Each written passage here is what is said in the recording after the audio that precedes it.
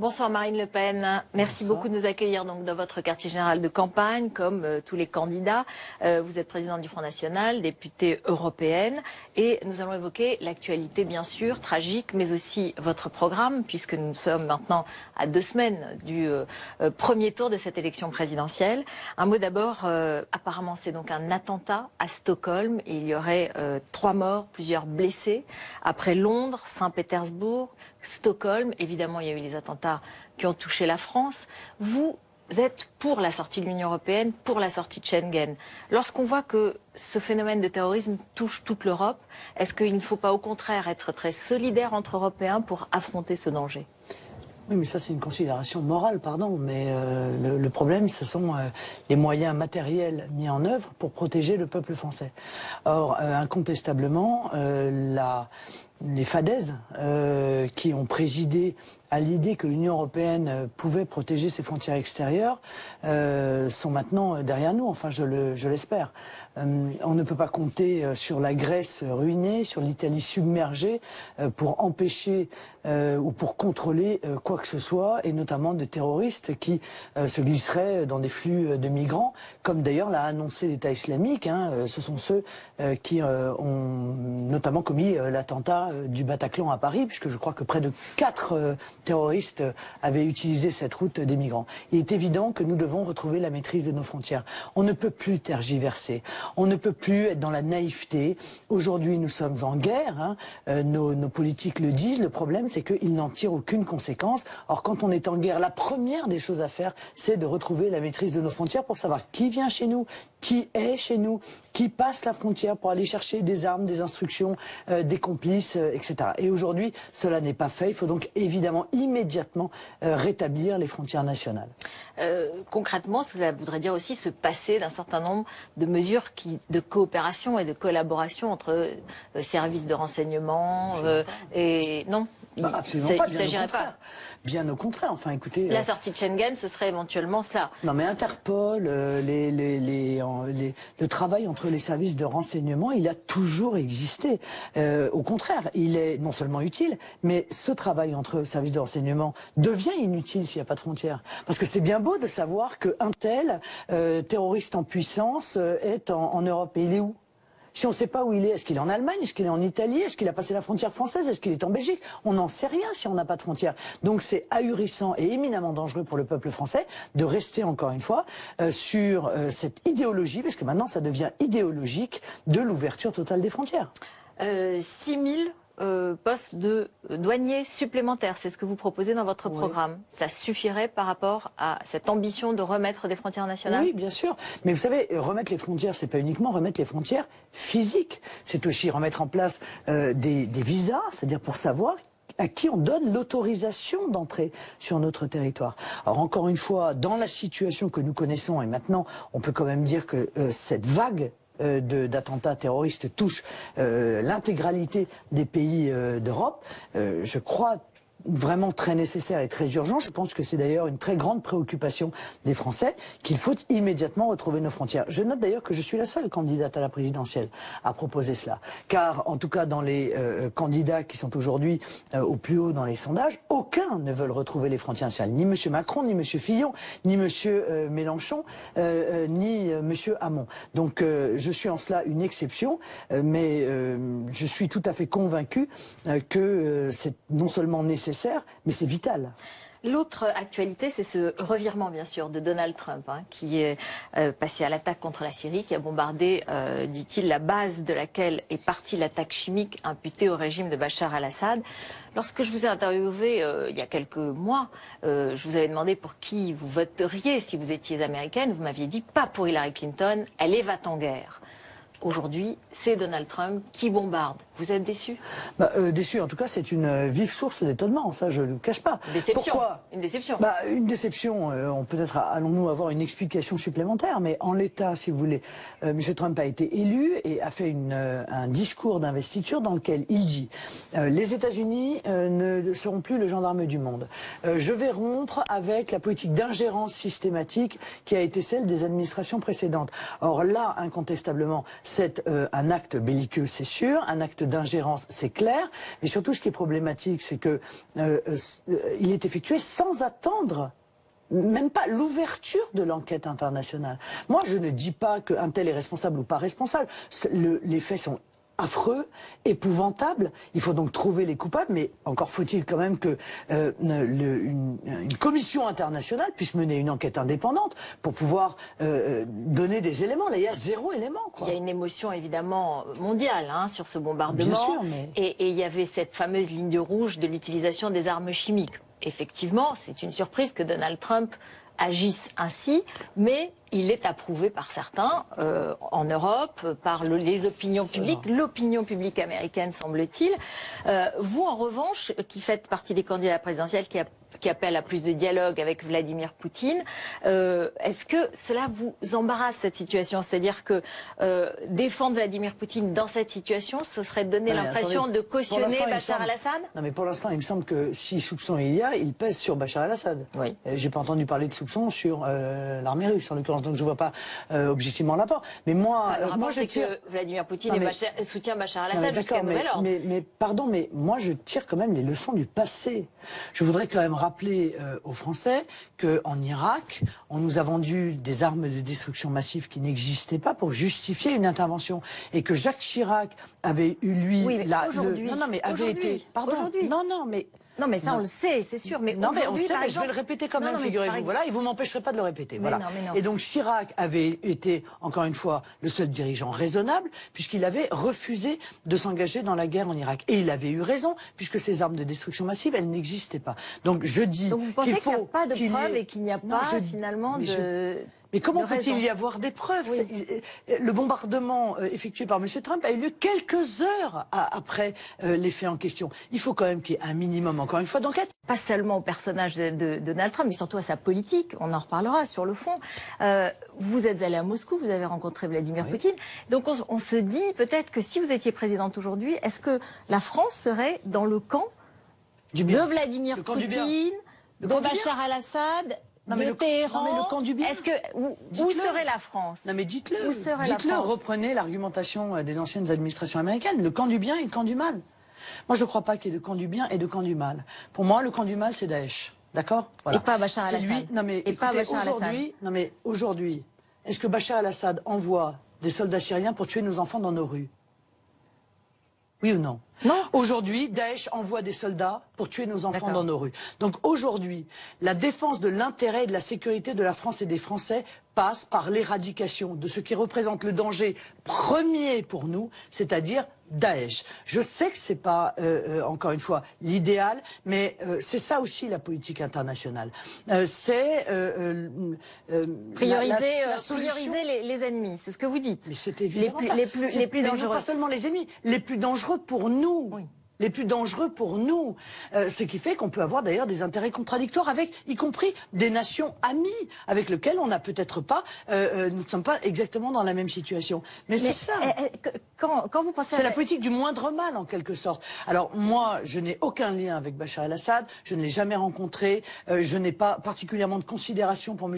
Bachar el-Assad, ni rien de cela. Mais je dis aujourd'hui, y a-t-il aujourd'hui, tout de suite, au moment où on se parle, une solution qui soit viable, qui soit crédible pour remplacer Bachar el-Assad sans que l'État syrien s'effondre. Parce que si l'État syrien s'effondre, alors ce sont les portes de la Syrie qui s'ouvrent à des centaines de milliers de migrants qui, comme ils le font en Libye, passeront par la Syrie pour venir en Europe. Et ça, je ne le veux pas. Je pense que c'est évidemment un grand danger pour le peuple français. Un dictateur qui bombarde son propre peuple, ce n'est pas à nous peut-être d'intervenir, c'est ce que vous nous expliquez, sauf si nous attaquons nous-mêmes. J'ai bien compris votre pensée, mais néanmoins, est-ce que cette émotion mondiale, vous la partagez? Et si vous étiez au pouvoir, est-ce que vous diriez aussi, après ce bombardement, il faut discuter avec Bachar el-Assad? Non mais encore une fois, j'attendrai les résultats de l'enquête internationale.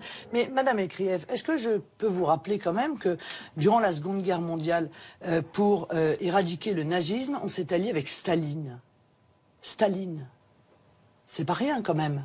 Vous voyez, parce que un certain nombre de pays européens considéraient que Hitler était un si grand danger, un si épouvantable carnage sur le territoire européen qu'il fallait à tout prix, y compris s'allier avec Staline pour pouvoir le combattre. Donc, je veux dire, c'est ça la politique internationale. Donc vous rompez avec Donald Trump en quelque sorte. C'est une forme de rupture aujourd'hui avec cette politique étrangère, ou en tout cas là, ce que peut représenter Donald Trump. Non, moi ce qui m'intéresse, c'est, je pleure pas sur le lait renversé, etc. Je ne voudrais pas... Vous avez fait un pari quand même sur un personnage et une politique, et là-dessus vous êtes déçu. Je voudrais savoir si ce bombardement va avoir des suites. S'il n'a pas de suite, bon, ça reste un désaccord. Mais si Donald Trump change radicalement de position et décide d'aller intervenir avec l'armée américaine en Syrie, comme on l'a fait en Irak, comme on l'a fait en Libye, avec les conséquences que l'on connaît, c'est-à-dire la déstabilisation, le chaos,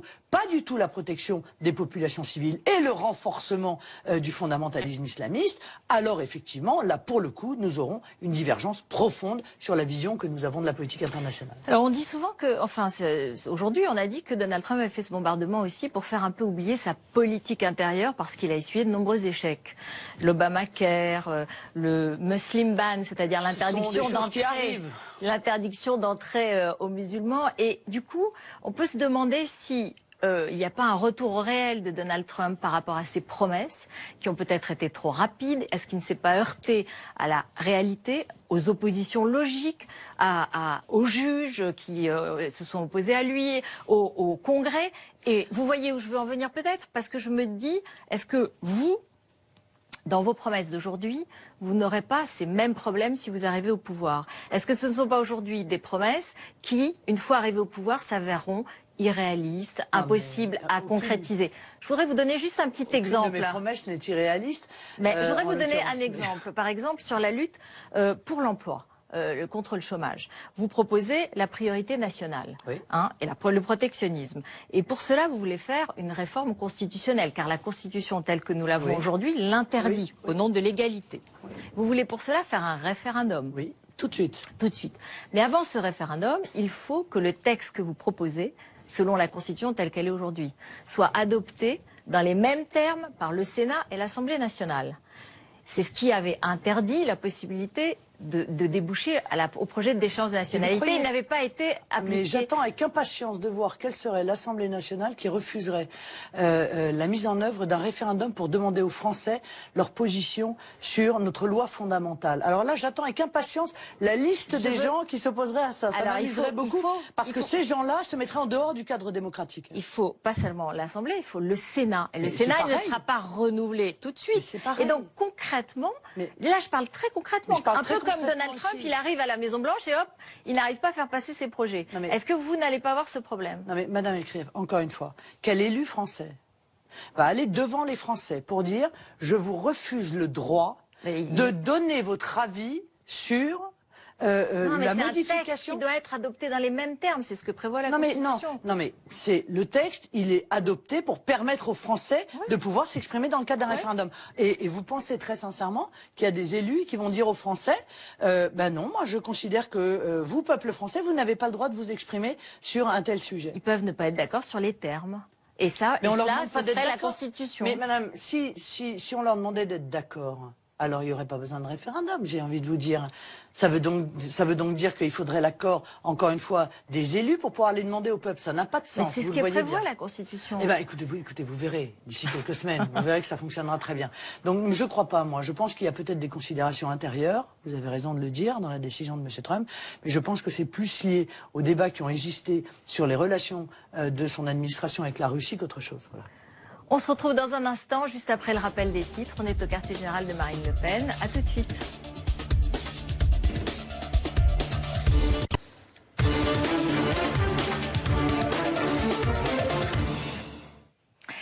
Nous nous retrouvons, Marine Le Pen, dans votre QG de campagne à 15 jours maintenant du premier tour. 16 jours, pardon. Vous êtes en tête dans la plupart des sondages, talonnés par Emmanuel Macron.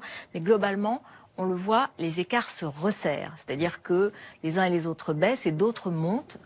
Est-ce que ça vous inquiète ? Je ne vais pas passer une minute de mon temps, Madame Elkrief, à commenter les sondages. À 15 jours de l'élection, puisque vous venez de le rappeler. Voilà. Si vous voulez des commentateurs, il y en a des tas. Vous en connaissez beaucoup, des sondeurs, des politologues. Vous les analysez aussi, vous les regardez aussi. Non, mais moi, ce que je voudrais, c'est parler du fond, parce que l'élection, elle a lieu dans 15 jours, et les Français ont besoin de savoir qu'est-ce qu'on propose pour pouvoir se déterminer. Et donc, si on passe un temps fou à commenter, en réalité, la campagne, les sondages, etc. Comment vous expliquez la montée de Jean-Luc Mélenchon, par exemple? Non, mais ça ne m'intéresse pas. Je ne veux pas en parler. Je ne commenterai pas la campagne, encore une fois. Je suis là pour parler de mon projet. Et donc, je pense que c'est ce qui intéresse les Français. Donc ça vous inquiète un petit peu quand même, sinon vous m'auriez dit tout va bien. Non, pas du tout. Non, je veux pas passer les 15 derniers jours, encore une fois, à faire votre boulot, en fait. D'accord. Alors on va faire notre boulot et on va vous demander, peut-être que cette baisse très relative, ce resserrement des écarts qui concerne tout le monde et tous les candidats, elle montre qu'il y a une grande incertitude et peut-être parfois que certains programmes ou inquiètent ou ne sont pas assez clairs. Et donc je pensais au vôtre et évidemment à la question de l'euro. Un programme pas clair, vous pensez à moi? Moi je pense à quelqu'un d'autre, mais bon. Ah bah allez-y. À qui? Je sais pas. Enfin, tiens, on va faire un petit jeu avec les gens qui nous regardent. Est-ce que ceux qui nous regardent, non mais même dans leur tête, moi je crois, je fais appel à leur bonne foi. Est-ce qu'ils sont capables de donner 3 idées fortes du projet de M. Macron, par exemple? Là, spontanément, là, tout de suite à la seconde. Et vous d'ailleurs, est-ce que vous êtes capable de donner 3 idées fortes? Et que vous ne voulez pas commenter la campagne. Non, mais madame est encore, c'est-à-dire que les Français veulent moins d'Europe et plus de France, et lui propose encore plus d'Europe et moins de France. Il considère que pour être naturalisé français, le seul critère, c'est de parler français. Vous voyez, or je pense que sur tout ça, les Français sont très majoritairement en désaccord avec lui. Donc quelque part, il se sert de ce flou, il se sert de ce vide, il se sert de ces généralités pour cacher quelle est la réalité concrète du projet qu'il va mettre en œuvre et que je considère extrêmement angoissant. Alors donc Emmanuel Macron vous répondra si vous débattez avec lui. Et moi je poursuis, j'ai bien entendu, et c'est tout à fait intéressant pour nos spectateurs. Revenons à votre programme, puisque vous voulez en parler. Et sur l'euro, plusieurs sondages indiquent que les Français sont contre une éventuelle sortie de la zone euro que vous proposez. 72% pour l'Institut ELAB le 8 mars 2017, 72% des Français selon l'IFOP le 24 mars 2017. Est-ce que du coup, vous ne craignez pas que les Français soient inquiets de la perspective et que, bon, certains investisseurs éventuellement fassent sortir leurs capitaux, essayent de les protéger, mais les épargnants qui s'inquiètent eux aussi sur leur assurance vie, leur pension et leur compte épargne tout simple. Comment est-ce que vous pouvez les rassurer? Alors, Madame Crève, plusieurs choses. D'abord, nous avons fait ensemble un débat. Oui. Il y a eu un moment important dans ce débat, c'est quand, je crois, M. Cheminade a dit il va y avoir une gigantesque crise financière. Et moi, j'ai vu M. Fillon, qui était juste à côté de moi, qui a dit oui. Oui. En effet, il va y avoir avec la crainte d'une montée des taux, effectivement, voilà. Des taux d'intérêt. Donc, en fait, la vraie question qu'on doit se poser, c'est est-ce que cette crise financière ne va pas emporter cette monnaie unique? Donc chacun admet qu'elle a été un échec et que... En fait, pas vous. Vous voulez dire que ce ne serait pas vous qui sortiriez de l'euro, mais il y aurait une crise financière. Peut-être même, on ne sera même pas obligé d'aller lancer cette négociation. Elle se fera de fait, puisque l'ensemble des pays qui vont être confrontés à cette crise financière, avec des conséquences sur les défaillances bancaires, vont à un moment donné se mettre autour de la table en disant mais bon, on ne peut plus continuer comme ça. La crise financière, elle peut venir aussi de l'incertitude autour de l'euro. Non, laissez-moi terminer. Or, s'il y a une crise financière, et donc une crise bancaire, parce que c'est évident qu'il y aura une crise bancaire dans ces cas-là et des défaillances bancaires, est-ce que les Français savent que la loi Sapin 2 qui a été votée interdit aux États de venir au soutien des banques pour garantir leur épargne? Leur épargne, elle est garantie jusqu'au plafond de 100 000 euros. Non, c'est faux. Ah non, c'est vrai. C'est faux. Non. Il existe une exception dans la loi précisément et dans les règles qui dit que sauf circonstances exceptionnelles où à ce moment-là on pourrait baisser en dessous de 100 000 euros. Ça veut dire quoi? Mais théoriquement, vous êtes d'accord que c'est bien 100 000 euros? Vous me répondez avant que les Français sachent de quoi on parle. On parle en fait de la crise chypriote.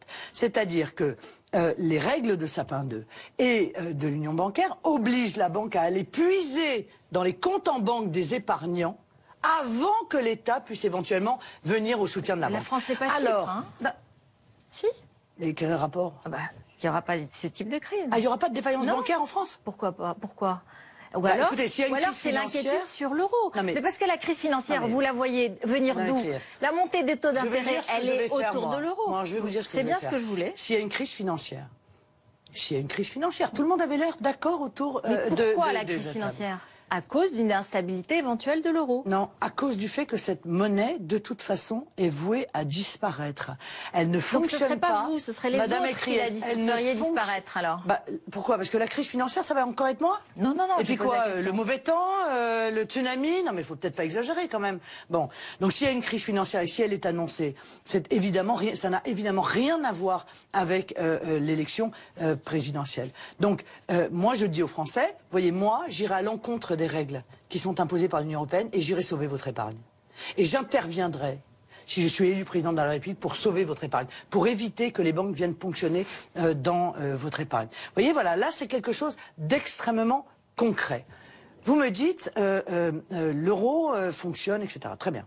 Pourquoi la BCE, depuis 2 ans, a créé du quantitative easing, c'est-à-dire de la fabrique à monnaie, hein, en fait, 1800 milliards d'euros de dette, elle a fait, la BCE. Et elle l'a fait, Banque Centrale Européenne. et elle l'a fait en contradiction avec les traités européens. C'est donc bien qu'il a fallu qu'elle mette en place un système pour pallier à une défaillance structurelle de la monnaie. Bon, voilà, donc elle est là la question. Moi, tout ce que je ferai, je le ferai pour protéger les Français. Je veux protéger les Français. Je veux protéger leur épargne, je veux protéger leur emploi, je veux protéger les Français. Et aujourd'hui, le moins qu'on puisse dire, c'est que en provenance de l'Union européenne, il n'y a que des pluri-insécurités. Voilà. L'Union européenne est synonyme de pluri-insécurité. Incapacité de protéger les frontières, incapacité d'apporter la croissance. On nous l'avait promis pourtant, souvenez-vous, hein, au moment de l'euro. Y compris M. Mélenchon. Hein, il avait promis que la croissance allait arriver avec l'euro. Il a voté pour l'euro. Vous avez des prévisions assez optimistes pourtant. J'ai des prévisions optimistes si on change le modèle économique.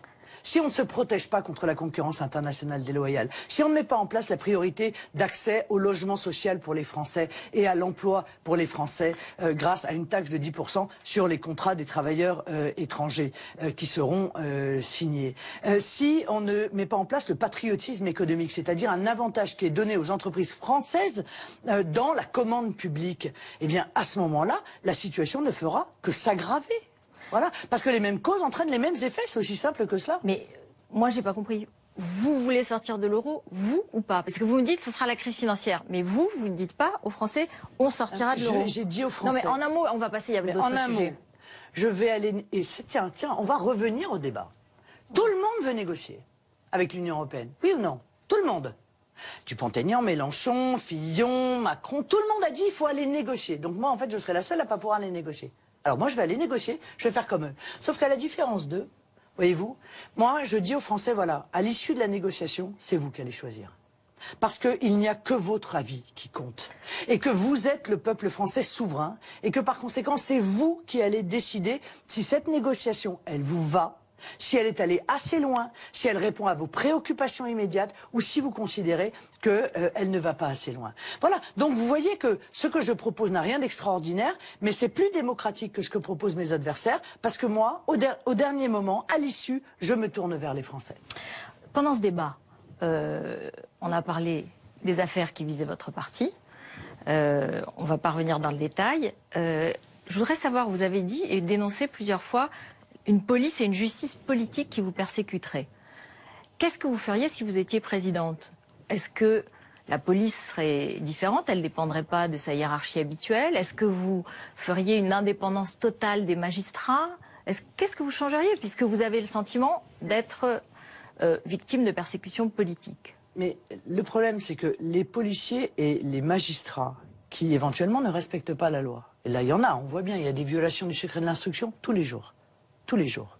Je note que d'ailleurs le ministère de la Justice ne s'en émeut pas, qu'il ne saisit pas les enquêteurs pour savoir qui effectue ces violations du secret de l'instruction. Ça veut donc dire que le pouvoir politique accepte cette situation. Alors vous feriez différemment donc, si vous étiez présidente? Que feriez-vous? Mais je ferais différemment. Le poisson pourrit toujours par la tête. Hein. C'est monsieur Asselineau qui vous a dit ça pendant le débat, et je suis d'accord avec lui. Donc il suffit juste de demander aux policiers et aux magistrats de faire leur travail et éviter l'influence, éviter... Pas donner une indépendance supplémentaire aux magistrats, par exemple? Mais non, il n'y a pas de raison. Mais encore une fois, il ne faut pas que les ordres soient illégaux. C'est ça le problème. Le problème, c'est que si les ordres sont illégaux, si les ordres sont politiques, si les magistrats ne font pas leur travail libérés de ces pressions politiques, alors on est dans la situation que nous vivons aujourd'hui. Et moi, je suis pour la séparation des pouvoirs. Parce qu'aujourd'hui, il n'y a plus de séparation des pouvoirs. En tout cas, dans un certain nombre d'affaires. Je ne dis pas que c'est général, mais dans un certain nombre d'affaires qui sont évidemment des affaires qui sont politiques. Et ça crée un trouble considérable, ça crée une rupture de confiance incontestablement entre une partie des Français et cet appareil politique et judiciaire. Vous avez dit aussi pendant le débat que vos assistants travaillaient non pas pour l'Europe, oui, ils travaillent contre l'Europe, n'est-ce pas? Bon. Et donc c'est une manière... Contre l'Union européenne. C'est une manière de reconnaître qu'ils ne travaillaient pas comme assistant parlementaire européen? Mais moi, je travaille contre l'Union européenne et vous ne croyez pas que je fais mon travail de député européen? J'ai été précisément élu pour ça. Ah oui. J'ai été élu pour combattre l'Union européenne. Et donc, moi, mes assistants et tous les députés du Front National, nous luttons tous les jours contre l'Union européenne pour protéger les intérêts des Français. Et là, pour le coup, les autres, en revanche, que ce soit l'UMP ou le PS, font exactement l'inverse. Marion Maréchal Le Pen veut se retirer de la vie politique. Je vous en supplie. On est dans le commentaire encore Non mais attendez, elle a dit une chose la semaine dernière sur les régimes spéciaux de retraite. Moi je pensais qu'on devait parler pendant le débat de la retraite, on n'a pas eu le temps. Elle a parlé de supprimer tous les régimes spéciaux. Vous voulez le retour à la retraite à 60 ans. Est-ce que vous voulez aussi supprimer les régimes spéciaux de retraite ou pas? Non, j'ai dit qu'après mon élection, nous nous mettrions avec les acteurs autour de la table pour voir quels sont les régimes spéciaux qui se justifient encore et quels sont les régimes spéciaux qui ne se justifient plus. Le régime spécial de retraite des marins-pêcheurs, il se justifie. Le régime spécial de retraite des militaires, il se justifie. Et lesquels ne se justifient pas? Mais justement, nous nous mettrons autour de la table. Il y a un certain nombre de régimes spéciaux qui sont liés et dont des évolutions technologiques très importantes qui sont intervenues depuis leur création, peut-être ne se justifient plus. C'est un petit peu, si vous voulez, comme votre exonération fiscale, vous les journalistes, voyez. Ça a été créé à un moment donné où objectivement les journalistes devaient aller quasiment à cheval pour aller chercher l'information. Bon, c'est plus objectivement le cas aujourd'hui. Bon, donc il y a des choses qui évoluent. On se mettra autour de la table, mais moi je n'ai pas une vision, si vous voulez. Brutale en fait Enfin, vous m'avez dit ceux qui demeurent, mais vous m'avez pas dit ceux qui seraient supprimés. Mais parce qu'il y en a des tas. Mais parce que vous ne voulez pas faire peur à ceux qui seraient supprimés, ou vous ne le ferez pas peut-être. Mais non, mais peut-être que chacun se justifiera, je n'en sais rien. Encore une fois, on se mettra autour de la table et on discutera. Mais je n'aurai pas de comportement brutal à cet égard. Donc quand j'ai dit Marion Maréchal Le Pen, vous avez sursauté. Non, c'est pas ça, c'est que je voudrais qu'on évite de faire le tour des pourquoi vous avez sursauté? C'est qu'on parle toujours, si vous voulez, de c'est difficile de faire de la politique en famille? Mais non, mais c'est pas le sujet. Parlons donc de politique, justement. Pourquoi c'est pas le sujet? Ça fait partie des sujets. Elle lui a dit qu'elle voulait se retirer de la vie politique aujourd'hui. En fait, c'est ça que vous vouliez dire au départ. Non. Voilà. Non, j'avais... Sur mon ordre, il y a retraite, unité du parti. Madame Elkrief, c'est pas le sujet. Nous sommes dans une campagne présidentielle. Je ne suis pas la candidate du Front National. Je suis la candidate soutenue par le Front National. Or, je suis soutenue par l'intégralité des membres du Front National. C'est ça le plus important. Voilà. Moi, j'ai aucun doute là-dessus. Et au-delà de ça, je suis en train de constituer une majorité présidentielle. Bon. Avec des gens qui demain, et peut-être même aujourd'hui d'ailleurs, envisagent de rejoindre le combat présidentiel que je mène, si notamment je suis soit d'ailleurs contre M. Macron, soit contre M. Fillon. Qui par exemple? Vous pensez à qui? Je pense à des tas de gens, mais c'est pas le sujet. Mais je vais pas parler à leur place, et je parlerai pas à leur place. Mais je pense que vous avez une liste, vous avez déjà des contacts, et vous avez déjà des gens qui viendront avec vous. Au second tour, il y a quand même des gens cohérents et sincères dans la vie politique française. Bon, au second tour, s'ils sont confrontés à une candidate patriote qui veut défendre la nation, l'identité, qui veut défendre la culture française, qui veut maîtriser les flux migratoires, et de l'autre côté, un mondialiste décomplexé qui veut la dérégulation totale, l'ouverture totale des frontières, la libre circulation des capitaux, des vous pensez à Emmanuel Macron, mais ça peut être aussi François Fillon ou Jean-Luc Mélenchon. Non mais voilà, par exemple, ceux-là vont avoir... Si vous êtes face à Jean-Luc Mélenchon, comment vous faites? Ce sera, je vais dire, c'est encore plus clair pour un certain nombre de personnes. Donc là, ils auront un choix à faire. Est-ce qu'on va sur la rive du patriotisme ou est-ce qu'on va sur la rive du mondialisme? C'est qui votre adversaire préféré, a priori? J'ai pas d'adversaire préféré, mais Monsieur Macron, si vous voulez, c'est vraiment le mondialisme décomplexé. Monsieur Fillon, c'est le mondialisme honteux. Voilà. Au moins, Monsieur Macron. Mélenchon, alors? Monsieur Mélenchon, on a du mal à comprendre ce qu'il souhaite. Moi, la seule chose que j'ai compris, c'est qu'il est pour une immigration massive et la régularisation de tout le monde. Et ça, objectivement, je pense que ça pose quand même un énorme problème pour la France. Donc, voilà pour l'unité du parti. Est-ce que vous ferez après, vous serez rejointe, c'est ce que vous nous dites, par un certain nombre de personnalités dont on connaîtra les noms plus tard, mais ça reste une question quand même. C'est eux qui les donnent. Ça reste une question parce que vous savez bien que dans ce régime de la Ve République, il faut avoir des alliances pour le deuxième tour et que a priori vous êtes un seul parti tout seul. Non, dans ce régime, il faut faire 50% des voix des Français. C'est ça qu'il faut faire. Et je suis pas tout à fait sûr, honnêtement, que les partis politiques aujourd'hui aient une telle cote qu'ils soient des leaders d'opinion auprès de la population française. Donc je pense que c'est les Français qui décident. Et si 50% des Français plus 1 décident de m'élire, alors je serai élu. Voilà, c'est et peut-être sans. Et vous aurez facilement une majorité législative. Les Français sont politiques, ils sont cohérents, ils l'ont toujours fait. Il n'y a pas de raison particulière pour qu'ils ne le fassent pas cette fois-ci. Quand ils élisent un président de la République, ils lui donnent les moyens de gouverner. Quel souvenir vous garderez de cette campagne? Dans 15 jours, elle sera finie pour le premier tour. C'est une deuxième campagne qui va s'ouvrir, parce que le deuxième tour, c'est vraiment une autre campagne que celle du premier. Une très belle campagne, avec une ferveur incroyable sur le terrain, que je crois beaucoup de journalistes d'ailleurs, dont beaucoup de journalistes ont été témoins, avec des gens qui viennent en disant, ça y est, c'est bon, le moment est venu. Le moment est venu. Et une espérance. Une espérance dans la France. Donc j'aurais gardé que des bons souvenirs de cette campagne. Le seul petit regret, c'est évidemment le temps absolument inouï qui a été passé sur des sujets qui n'étaient pas des sujets de fond politique et qui ont empêché. Le temps. Non, mais bien sûr, mais qui ont empêché. Oh, je suis pas sûr qu'on ait rattrapé en une journée 2 mois de sujets qui n'étaient pas objectivement des sujets de choix démocratique de politique. Mais bon, voilà, c'est comme ça. Merci beaucoup. Merci à vous. Merci Madame Le Pen de nous avoir accueillis dans votre quartier général de campagne.